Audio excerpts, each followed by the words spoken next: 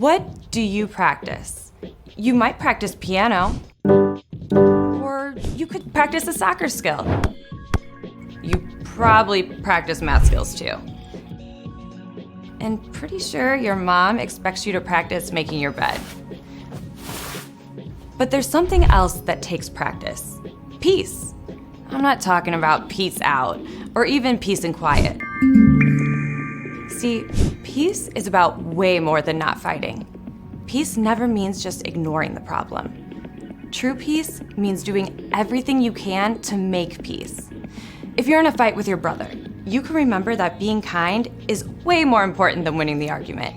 If you run into someone on the playground and they shout at you, you can apologize rather than yelling back. You can even be a bridge to help out two friends who are fighting. And sometimes making peace means finding a grown-up to help.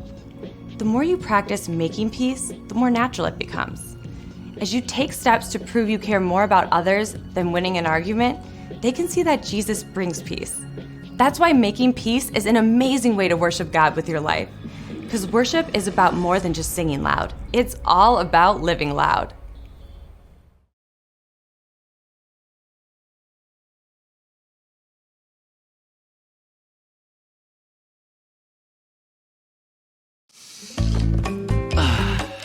Hey everybody, welcome to the Story Lab.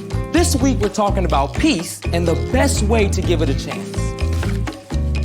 I'm ready for a piece of this pie.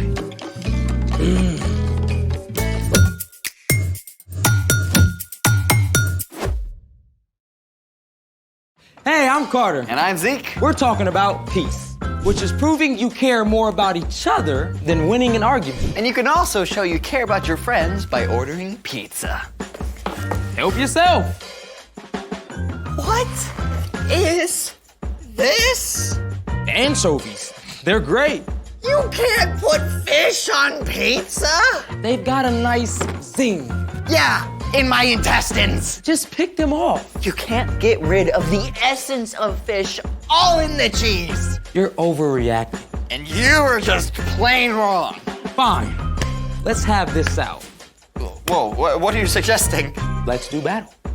Like, you and me? What? No, I'm not fighting you.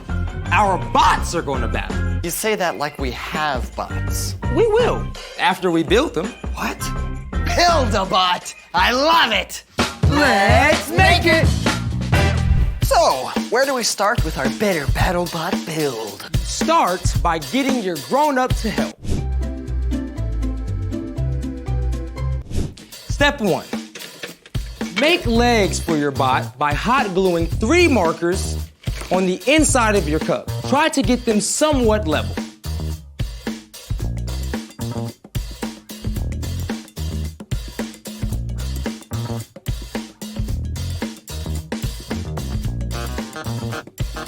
And done.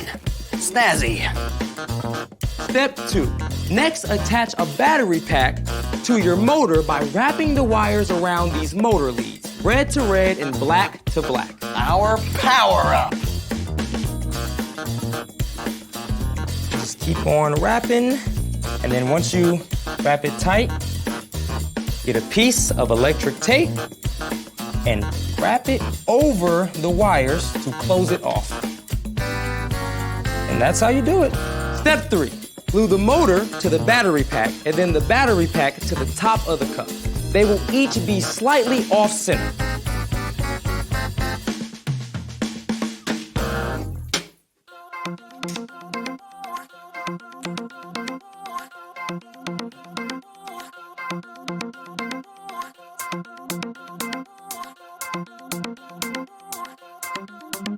Step 4 is the tricky part.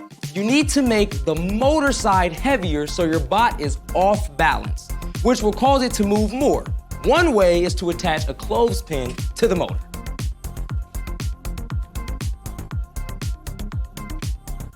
Are we ready? You're forgetting the most important part. Personality. Botanality.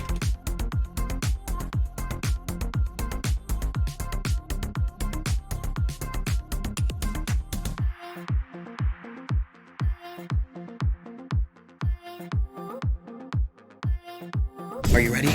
I'm ready.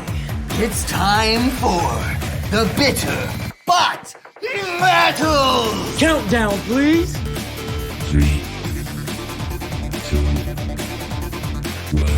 go. Oh, they're starting! Oh, they're dry! Come on, Tuffy. Oh, he's right there, he's right there. Yeah, get behind him, get behind him. Yes. Oh, he's gonna knock him down. Oh, they're freezing it. Okay, it's starting away. This is a very specific maneuver he's doing. Oh, he's caught on the edge. Come on, free yourself. He's right there behind you. Come on, get your arm out. Get your arm out. Oh, he's pinned. Don't play, Tuffy, come on. Yes. Come on. Yes. No. Yes, he's on the edge. Tuffy, come through. Get out of there. Tuffy. Oh, he's taunting. Listen to my voice, Tuffy. Come this way, Tuffy. Listen to me. Oh, yes, you're just come here. dancing in front of him. I'm like, get out of there. So show him that move. You got this. Show him that move, You can do it. Think of your family. Whew. Well, my bot clearly won. Debatable. Speaking of which, what were we even fighting about? And speaking of fighting, it's time for... The story before the story. Today, we're in the book of Romans, a letter written by the Apostle Paul to the believers in Rome.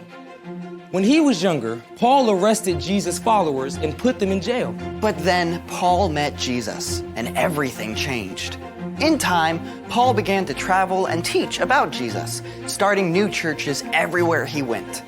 Even though Paul hadn't been to Rome yet, he knew a strong group of believers had formed there. So, Paul wrote a letter to encourage the Romans and tell them he hoped to visit soon. Which is where our story starts. Take it away. Hey everyone, I'm Brian. The letter that Paul wrote to the Romans does an amazing job of sharing what it truly looks like to follow Jesus.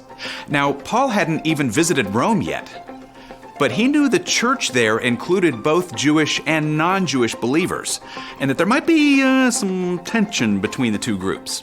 So, Paul wrote this. If possible, live in peace with everyone. Do that as much as you can. Okay, let's be real. For now, we live in a broken world. There's not a lot of peace anywhere.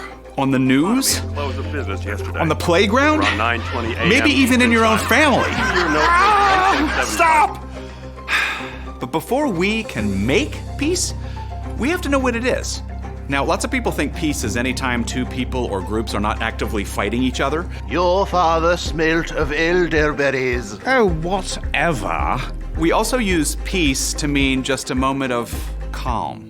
And I bet you've heard your grown-up plead, "Can I get some peace and quiet, please?" But true peace, the kind Paul wrote about, means a lot more than just no fighting. Real peace means choosing to listen to the person or people on the other side. It means showing you care more about someone than about winning an argument with them. And Paul said that we should live in peace with everyone. You know who that leaves out? Nobody. Your goal is to live in peace with your little sister, with the kid in your class who thinks he's always right, with the coach who kept you on the sidelines nearly the whole game. That's a tall order, I know, and Paul knew it because he added this: live in peace as much as you can. Have you ever tried to make somebody else do what you want them to do? Yeah, good luck with that. You can't control what others do, but you can control you. When somebody says or does something that makes you angry, your first instinct is probably to fight back. They shove you, so you shove them. They call you a name, blah, blah, blah, so you call them a worse name, blah, blah, blah, blah. But fighting back that way, it's like feeding a fire. Have you ever watched somebody build a bonfire? The fire starts with little sticks for kindling, and if you don't add more sticks, the fire will just die out, right? But if you do add more sticks, and more sticks, and more sticks, you end up with a giant wildfire. Pushing or yelling back is like adding more fuel to a fire. The situation quickly gets worse until it gets out of control, and you both get hurt. But when you choose to control your words and actions, you show you have the true power of peace. The other person has nothing to fight back against. And eventually the fire has to die down. Now, you should never let anybody bully you, but you can choose to tell someone in charge rather than trying to take on that bully yourself.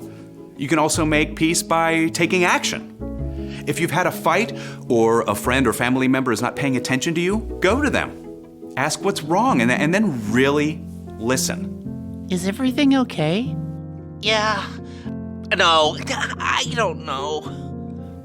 You don't have to agree with them, but you can still make a way to restore the relationship. Now, not everybody will listen when you try to make peace.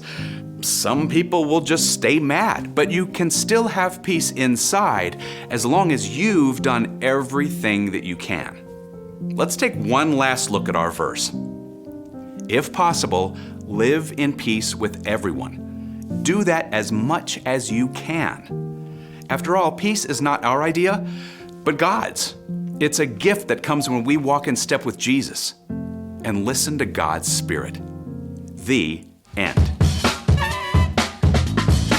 So, yeah, when I argue, it kind of goes forest fire. It's way too easy to just say the first thing that pops into my head. Yeah, choosing not to fight back is tough. For reals. So, what's our part in the story? Well, peace is never easy, but it's much harder without Jesus. When you choose to follow Jesus, you can have peace with God, no matter who you are or what you've done. God sends the Holy Spirit to live within you, and God's Spirit helps good things to take root in your heart.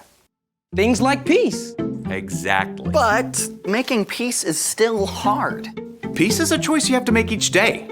Like if your little sister is sure it's her turn to pick the movie when you know it's yours. It's no big deal. Stop before it turns into a shouting match. Let her choose. Or ask your mom to decide. Or if one of your friends is making you mad, don't react right away. Take a deep breath. Then choose to really listen before you do any talking. I think you got it. Peace. See you next time. So, here's the thing. Make peace whenever you can. You know what? I don't think we should call these battle bots. Oh, I think we should call them bro-bots. that's terrible. Or maybe awesome. Thanks for joining us in the Story Lab. See you next time. See you next time. Ready for a rematch? Yeah. I think we deserve it. Let's do Do it. Okay, ready? 3, 2, 1. Battle! Come on. Wait a minute. No, okay, that's fine. Come on, get him. Come on, Frederick Stein, you got this. Get right behind him. You're so close. Right there. No. Tuppy. Now they're just hugging. Get him, Tuppy.